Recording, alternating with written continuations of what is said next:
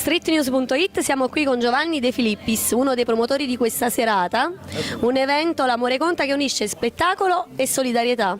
Assolutamente sì, buonasera a tutti i nostri telespettatori di streetnews.it. Sì, Amore e Solidarietà, che appunto come il titolo della manifestazione, l'amore conta, perché veramente conta l'amore in questo periodo che sembra che l'amore è messo un po' da parte, che sia un amore tra due fidanzati, tra marito e moglie, tra padre e figli o tra persone anche che non si conoscono, basta che è amore, no? Quindi noi abbiamo dedicato questa serata appunto ai bambini leucemici del Santo Bono e assieme in occasione dell'anniversario della morte di Vincenzo Napoletano, che 9 anni fa purtroppo ci ha lasciato prematuramente.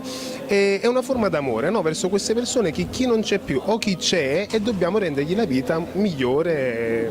Quindi dare anche il proprio talento a favore di chi è più in difficoltà. Certamente, nel nostro piccolo quello che possiamo fare è metterci a disposizione del pubblico, senza, ripeto, questa è una manifestazione totalmente gratuita per gli artisti e ad offerta per il pubblico che ci viene a vedere. Tutto il ricavato sarà dato in beneficenza, questo giusto per far sorridere quella bambina o quel bambino che può con questi nostri pochi spiccioli andare avanti in un percorso di guarigione. Un modo quindi anche per sensibilizzare il pubblico e per stare insieme per una giusta causa. Assolutamente sì, anzi invito ai nostri telespettatori a donare tanto, anche a volte sembra una sciocchezza, ma un sorriso, che poi se è una cosa economica quello viene dopo, ma un sorriso a queste persone, no? Sembra la cosa migliore da fare. Benissimo, un saluto a tutti i lettori di Street News. Assolutamente, un saluto a tutti quanti voi, un saluto a te. Ciao. Grazie, ciao. Ciao.